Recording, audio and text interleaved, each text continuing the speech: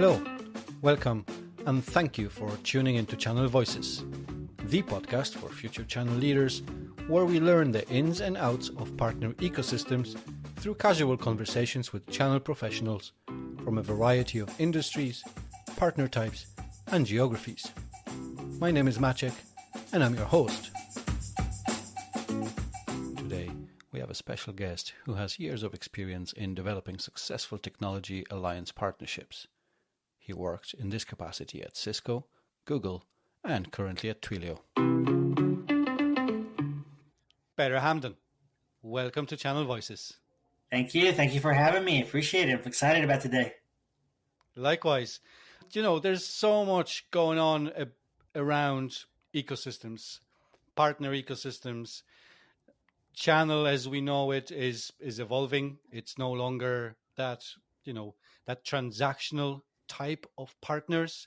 There's so many different things, and technology alliances have been out there for quite some time already, and that's the topic of this episode and why I invited you for this discussion, because I want to learn from you how you have been setting these up. And there's a lot of questions I have. I don't want to preempt all of them, but maybe we could start by you describing a little bit how your career journey has been developing within that technology alliances partnerships. Of course. Yeah, there's a lot been going on, and a lot of talk around the ecosystem these days. I mean, even analysts are talking about it. You look at like McKinsey saying by 2030, the ecosystem will play a major role in every aspect of the global economy. And that's about an $80 trillion annual revenue, right? BVP also is saying, that about by 2024, the cloud marketplaces, procurement is going to go full mainstream. And it's an interesting time. We hear our friend, Jay McMahon talk about, the decade of the ecosystem. I think what's if I take a step back and look at my career, it's funny. I never really thought I would actually be in partnerships, ecosystem channels. I never imagined. I didn't even know that was a thing, right? All I knew was I was going to go build computers at IBM and be a technical person, as in a computer engineer. And I pivoted into kind of the sales world at Cisco and more into the BD side. And I think that's what really solidified my career into the tech alliances side of the house more so than the traditional channel. I grew up in the traditional channel, channel sales, working with the big SIs, GSIs, and pivoting over to the ecosystem, the tech alliances just seemed like a really cool fit because you're working with the product, engineering teams, you're working on co-innovation together, right, with these partners. And, you're solving problems and outcomes for customers that are through the innovation of technology. And I think that's what really, for me, resonates really well when it comes to technology alliances. And, I've been lucky enough to be in a role at Cisco as well as Google and at Twilio where I was focused on these kind of alliances. And it's exciting times. Companies are looking at innovation. Companies are looking at the ecosystem to drive that innovation and accelerate the innovation. And that's how my career kind of started, pivoted into the channel and kind of grew into the tech alliances space. Thank you for that. So you mentioned that already, what those tech alliances can do. But why is it so important today and going into the future? Probably even it's going to get more important. Yeah. I mean, look, no one company can do it all by themselves, right? So you take that as a premise of the kind of the grounding, the grounding principle of, for me as a company to innovate, no matter what kind of company I am or what I'm trying to achieve or drive into the market, for me to innovate, I really need an ecosystem. You hear every customer at the end of the day, you look at an enterprise customer, on average, there's seven ecosystem partners within that, that customer that are having some level of a touch there. So for me as a partner, for me as a vendor, for me as a client, a tech alliance, to insert myself into that buying motion, into that education motion, into that actual technology stack, it's important that I build out the technology ecosystem. Harvard Business Review said that at one point that there's 94% of the tech industry executives are considering innovation partnerships as a necessary strategy. And you kind of take a step back and say, well, what is an innovation partnership? It's all about that co-innovation at the end of the day. How do I bring my tech stack and your tech stack together and do something different, unique that I can't do on my own? And then you also look in parallel at each company's R&D and product strategy, right? We've all grown up and heard about the build by partner element of product strategy, design. And so you look at, for example, my time at Cisco and at Google, I was working on the technology alliances with not necessarily an outcome of buy as an end result, but it ended up being that actually is the case because we were working on cultivating these partnerships, we were rationalizing the technology stacks, and ultimately we made decisions to actually acquire some of these partners. And those are always proud moments when you see your partners, growing up to become an acquisition target of the company you work for. Yeah. So, you ask why is it important? It's because of innovation, right? You can't accelerate innovation by yourself. You can do that through an ecosystem, and this is why this is a critical, element of the partner strategy and the product strategy. To be honest with you, it's interesting because you mentioned there's definitely 7 trusted partners that surround the customer, right? And then on the other hand, on the partner side, typically a partner works with 7 to 12 vendors on average. All of that multiplies as you go through all these different motions. But I was wondering, with those technology alliances being so important and being more important as the day goes by, what criteria do you use to identify and evaluate these potential technology partners? And furthermore, how do you ensure that they are actually aligned with your own company's overall strategy and objectives? Because I think that could be a bit of a puzzle. It could be a bit of a jigsaw, a Rubik's Cube. I mean, there's a lot of moving parts, right? there are. So how do you go about it, identify, and then making sure that they fit into that overall strategy? Yeah, I think it starts with a couple of initial elements that you really have to kind of be very crisp and clear about. I mean, when you look at what's the intent of the partnership, that's ultimately what you're trying to really solve for. What's the intent of the partnership? What is it solving for my customers? You take that as a foundational kind of baseline, and then you look at, well, what are we trying to do from a product perspective? What are we trying to do from a go-to-market perspective? If this partnership, this integration, this technology alliance is actually going to bring something additive to the go-to-market motion that solves the problems that we're after, for our customers, then maybe we should look at it, right? You look at it from a product perspective. Again, you look at that build by partner strategy. If I know that, and this is interesting, actually, it happened at Cisco, at Google specifically, right, where I was building the data protection ecosystem out, and we're rationalizing the different partners, who should we bring in, et cetera, and grow, expand. And what we ended up doing is actually evaluating where our tech stack is, where our partners' tech stacks are, and then how do we make sure that, one, we don't overlap, and where we did overlap, how do we make sure we have the right kind of conversation and put the right criteria for engagement to ensure that we're not creating conflict. But you look at it from a go-to-market and a product strategy standpoint internally to deliver an outcome for a customer. I think that ultimately is the biggest main criteria that you need to look for, because at the end of the day, if you bring a partnership together, if you bring a technology alliance and you launch it and it's great and then nothing happens, right? The customers don't care. It's probably a failed partnership. It most likely will be a failed partnership. So, it's funny. I've had multiple conversations with I had the startup ecosystem at Cisco as well, and I would have conversations with some of the founders and their leadership team about the partner, what their solution does, how does it complement, how does it bring joint value, 1 + 1 = 3. We all hear that. And, they're describing their solution. I'm like, okay, but who cares? Like, I get your solution is nice and it's the best thing since sliced bread, but get out of your head for a second. Look at the joint offering, the joint value proposition, and does the customer care about that? Will they be buying that, or is it just a nice to have? So the biggest criteria, again, is number one criteria to me is the intent of the partnership. With that clarity and why we're actually coming together, the rest becomes a little bit hard. I look at other requirements and metrics as well, when it comes to obviously the contribution of the partnership, right? We all talk about the partner contribution, partner attribution. There's so much that we can go and unpack there when it comes to attribution to, metrics. But specifically for technology alliances, it's I think it's beyond just how many times or how many customers have adopted this joint technology integration or this technology alliance solution.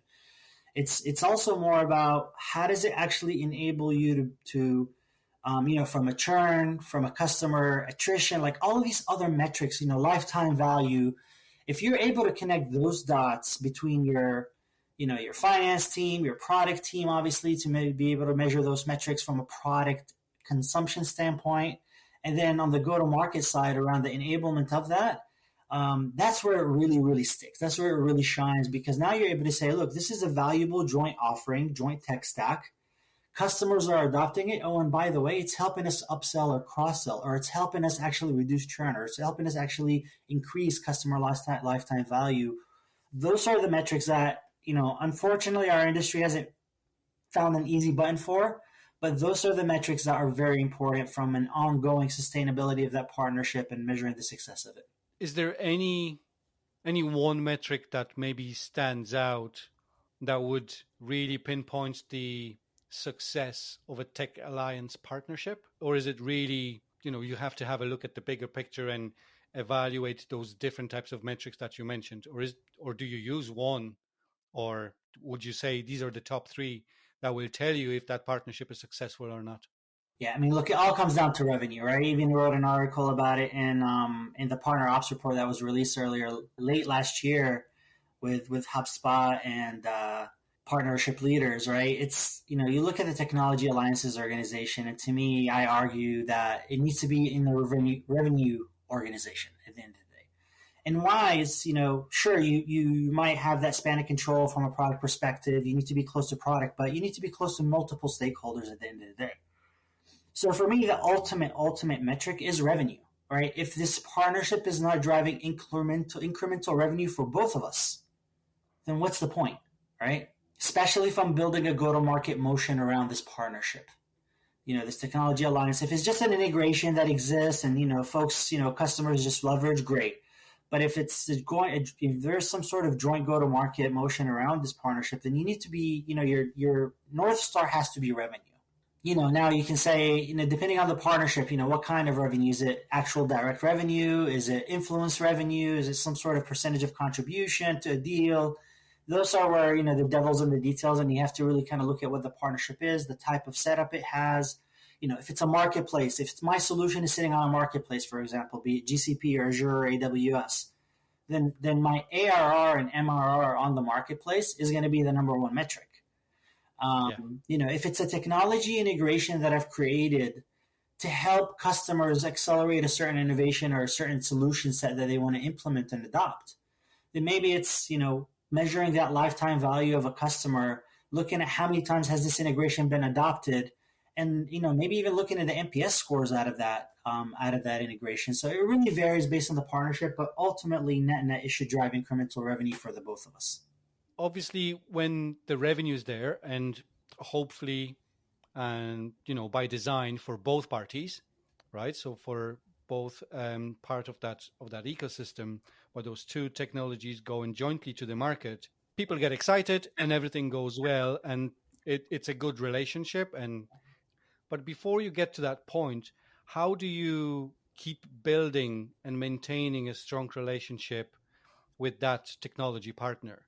Is there a best kept secret in the industry, that people like you do to keep that relationship in the good books and everyone still is motivated and believes that story? No, I think, look, you hear a lot about what makes a partnership successful, right? And everybody kind of, gravitates towards certain themes, certain, elements of driving a partnership to be successful at the end of the day.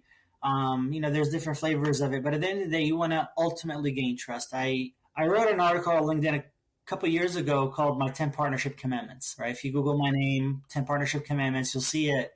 And and it came to me, dawned to me actually to write this article because I was reading something called the 10 marketing commandments and the 10 product commandments. I'm like, wait a minute, why don't we have something like this for partnerships? So I ended up just taking my experiences and reflecting on them onto an article. And for me, I start with, I'll list them out real quickly, right? 1 is be human. 2, clarify purpose. 3, mutually beneficial.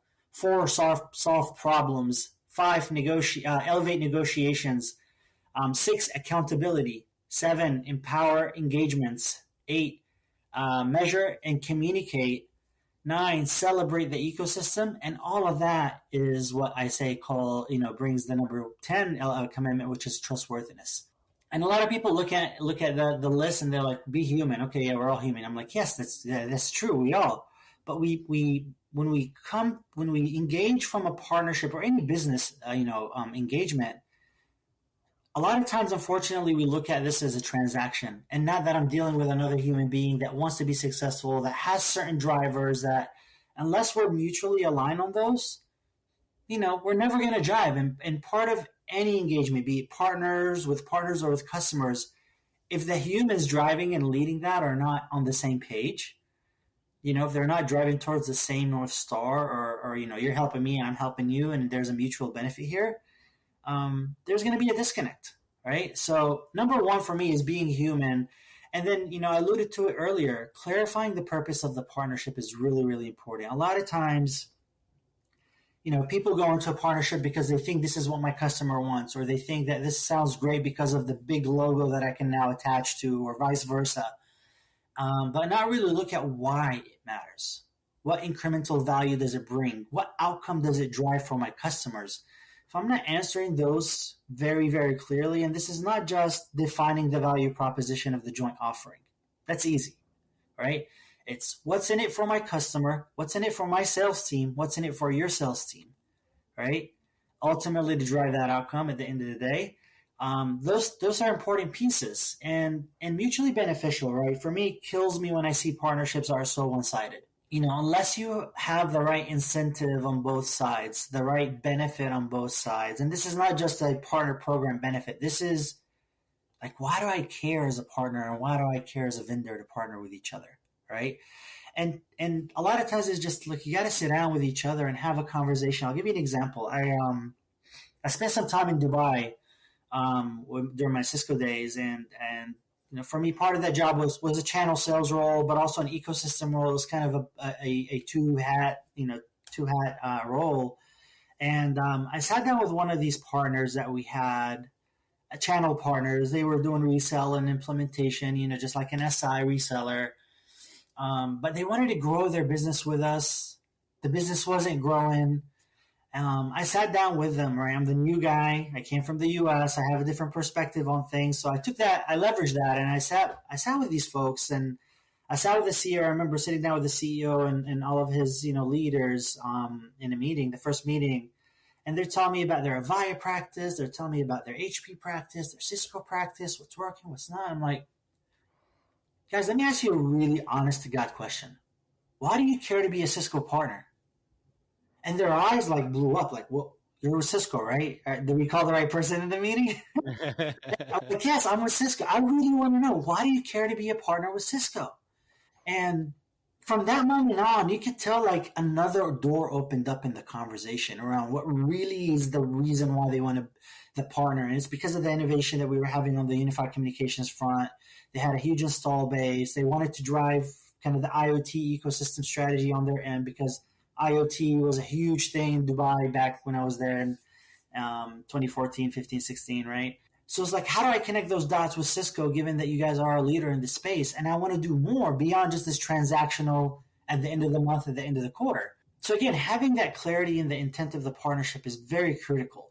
And then the rest, honestly, is just about governance, right? Communicating. I remember many times with the partners, regardless of what type, I would say, look, guys, we need to have a come to Jesus conversation. Something is off here. We need to really peel the onion and talk very frankly with each other. And I think sometimes in partnerships and partner folks, professionals and leaders, they don't have that honest conversation with their partners about what is and isn't possible, or what is and isn't working. And it's important. And to me, all of that criteria, all of those 9 partnership commandments, ultimately bring that trust. You cannot, a lot of times they say, with customers, with partners, it's all about trust. Yes. But trust is not a click of a button. You earn that trust. It comes with merit. It comes with actions. And unless you do all of these things around the governance, the accountability, the celebrating the ecosystem, the intent, the mutual beneficial, all of these elements are important to building that trust and sustaining that trust at the end of the day with a partner. Very good. Thank you. And for the listeners, you don't have to go and Google. We're going to do that for you. Or Bader is going to actually provide us with the link. We're going to link it in the show notes so you can go click and read those 10 commandments of partnerships. And also make sure to leave a comment there if you read them. What's your take on those? Would you take them as the 10 commandments or would you like to argue them? Like, let's start a conversation there as well. I'd love that. So you talked about those different things that you need to pay attention to and earn the trust. What are some of the, apart from trust, what are some of the common challenges that do arise in a Tech Alliance partnership? And if you could give a couple of examples here and maybe tell us also how would you typically address them? I think not having a plan is something that sometimes, it sounds so simple. But actually sitting down with the partners and and not just the partner people sitting in the room, because this is, I think, another one of these, especially for technology alliances, right? Where for any partnership, but especially technology alliances, because there's multiple touch points to the success of this partnership.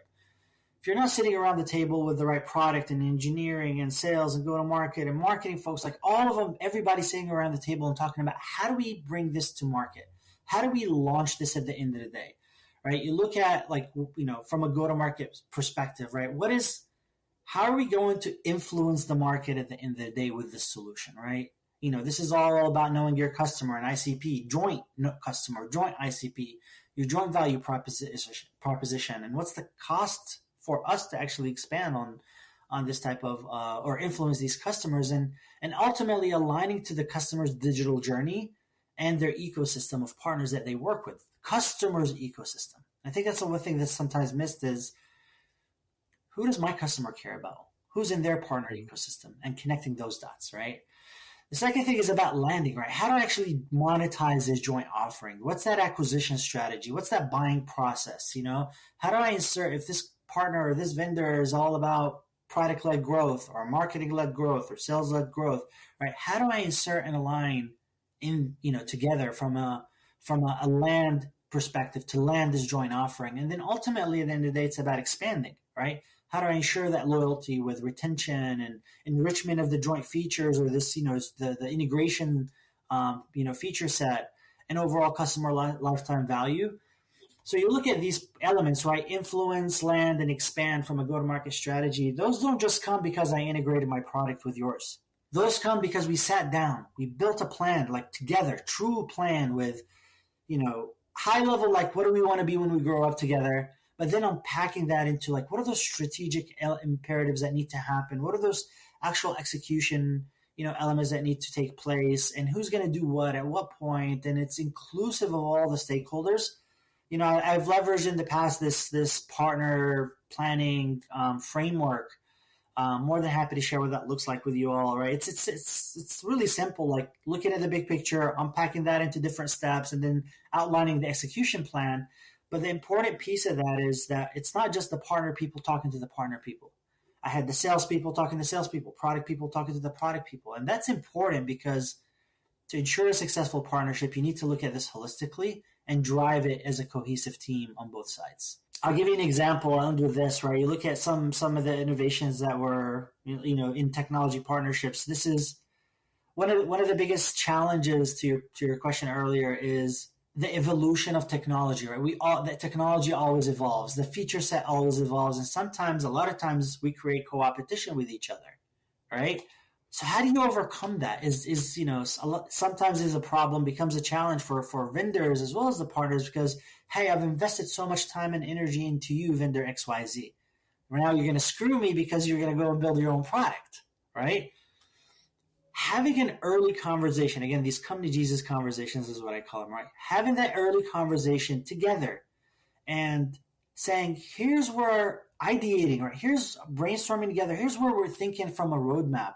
Here's what, on the other side, right, with the partner or that vendor, right? Here's what we're thinking. How could those two come together? You don't do that with every technology partner. You do that with your, more strategic partners or the ones that you have big bets in and you've from a tech stack, from a go-to-market motion, there's a lot of synergies. And actually, this is something we implemented. I implemented at Google when I was out there around this data protection ecosystem, because we were trying to figure out, again, where do we want to be when we grow up in the tech stack for data protection. We have this huge ecosystem that touches on various parts of this.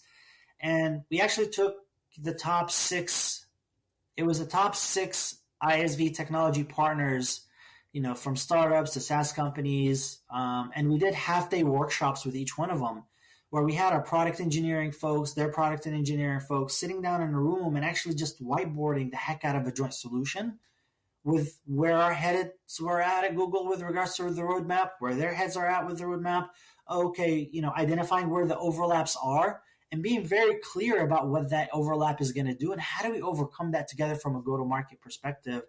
I think those were some of the best conversations I've ever had in technology alliances, because it helped us avoid conflict in the future because we were on the same page early on, not after the fact, right? So yeah, it's just, I don't know, conversation, like have the freaking discussions with each other and be honest about Oh, there you go. There you go. Back to being human, huh? Back to being human, right? Yeah. No, it's interesting. As you were talking about, having those conversations and maybe opening it to your technology partners, those more strategic ones, this is what our roadmap is going to look like. This is what we want to work on. How do we work together? Is there something that you're developing that might even fit into this? Something is going to be born out of this, right? Again, to that collaboration, co-creation. And why I was thinking about this was because we've done an episode on partner advisory boards and why vendors should have those and why they should have and facilitate that honest conversation with partner. I mean, how else are you going to get feedback from your partners, right? They are the closest to your customers. Yes. They know exactly what's going on, what the customers are asking for. Yeah. And it helps form your own roadmap, honestly, like as a vendor. We used to call them reverse EVCs at Cisco. And, we did these, channel advisory boards, partner advisory boards. Technology partner advisory boards are a little bit unique because of the nature of the partnership. But yeah, like whatever you call it at the end of the day, just sit down and have a conversation, whether it's an intimate discussion one-on-one with a partner or a broader, like advisory board type of thing. Because, again, get out of your own head for a second as a vendor or a partner and just see the perspective of who we're trying to solve this solution for, which is the customer. Yeah. I think it's not to be overlooked. I think it's very important that it's not just, partnership people talking to partnership people at two different companies, right? I mean, in the end of the day, it's going to be the salesperson or, channel manager who works with another partner who is jointly selling those two solutions. Mm-hmm. What's in it for them, right? Know your audience and communicate with those accordingly by articulating what is in it for them. Yep. We typically leave our listeners with, some really good advice. So I was thinking, if there is someone out there who is thinking about establishing a partnership with another company that they may have an eye on because it just makes sense, they complement each other. What advice would you give anyone setting up their first tech alliance partnership? I would say be very intentional. You have to be intentional about your technology alliances.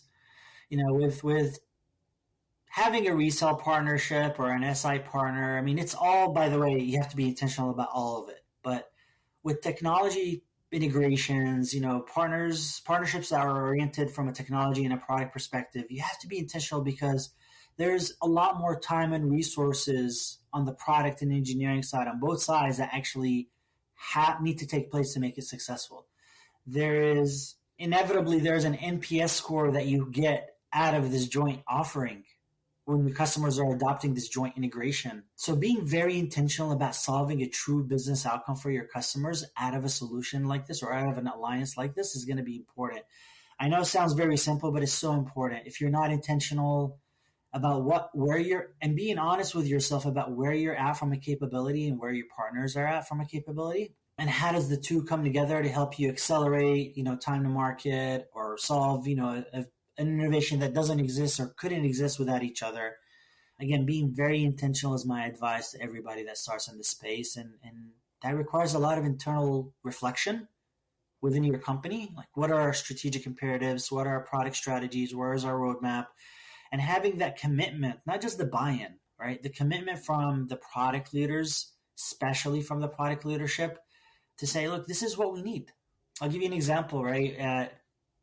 Last year, we spent time at Twilio with a partnership with Google, and it was around the customer experience space and how do we leverage, the AI integrations that, we had certain AI capabilities at Twilio. Google has obviously the top AI, capabilities obviously in the world, and the customers are telling us, right? We're hearing from customers that how do we bring the two together? Like, what is the Google and Twilio story together in this customer experience space? And we had to sit down and rationalize that together, and we were very intentional about where we were going to go after, that integration, and we identified obviously there's multiple AI solutions out there that could be had from a chatbot and etc. But prioritizing that with Google was for us important because of what we saw as a technical blocker that we were going to unblock for our customers with this type of integration, and ultimately ended up launching a joint offering with Google Cloud Contact Center AI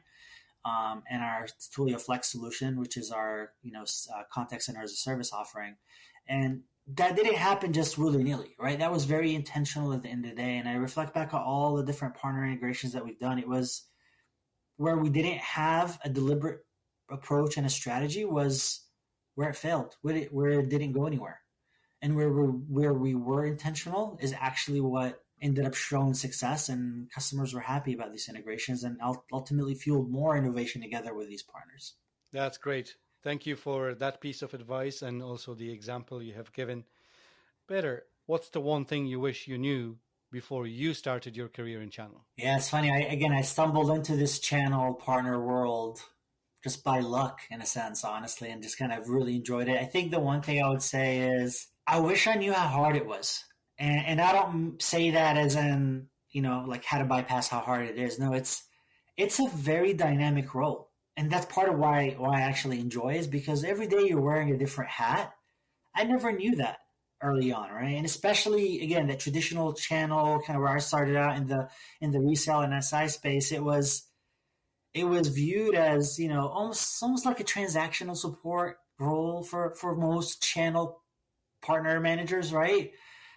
Knowing that I had if I had known how difficult it was to actually be a truly successful ecosystem leader and partner, professional, which meant, being able to connect all those dots earlier on in my journey than later on, right? That would have been awesome because it would have helped me accelerate even further and bring more impact even early on. But no one ever teaches you channels, right? In the back then, no one taught you. Like coming into Cisco, like it was all about sales, right? We went and got indoctrinated into sales and go to market motion, but channels was never really discussed, even though Cisco was a huge channel, route to market vendor. Understanding how difficult it is, and the fact that you are wearing multiple hats, it's very dynamic. Just knowing that sooner would have been awesome. Thank you very much for a very honest answer and for sharing that with us. Of course. Thank you so much for joining me on Channel Voices and sharing your experiences in developing tech and alliance partnerships. There's still a lot to learn for myself when it comes to this part of the ecosystem. So thank you so much. Thank you. No, I really enjoyed it. And I'm passionate about this stuff. And I'm just in general, I'm passionate about partnerships. And to me, maybe it's because of my computer engineering background. It's close to home when it comes to technology alliances. So excited and happy to come on anytime you guys need. Thank you so much, Peter. Thank you. And that's a wrap for this episode.